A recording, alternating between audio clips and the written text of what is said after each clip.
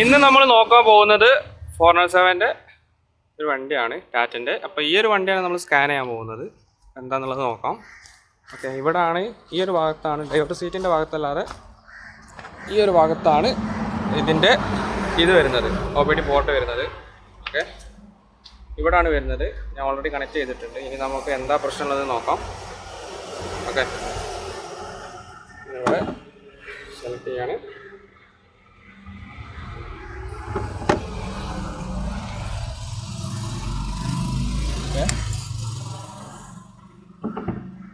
സ്കാനറിൽ പോവാം.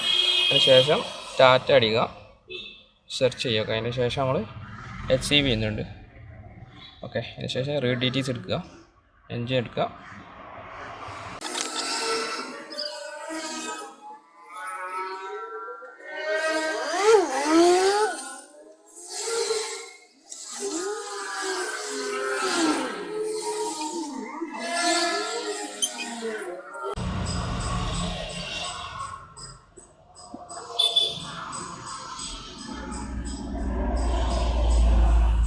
അപ്പോൾ ഇവിടെ ഒരുപാട് പ്രശ്നങ്ങൾ നമുക്കിവിടെ കാണാൻ പറ്റും. ഓക്കെ, ഒക്കെ ഫ്യൂവലായിട്ട് ബന്ധപ്പെട്ടിട്ടുള്ള പ്രശ്നങ്ങളാണ്.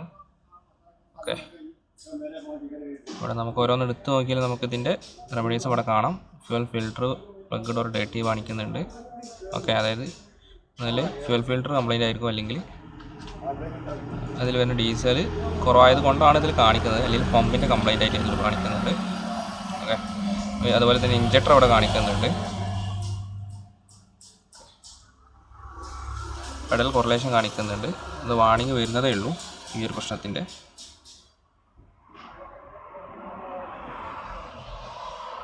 Thank you.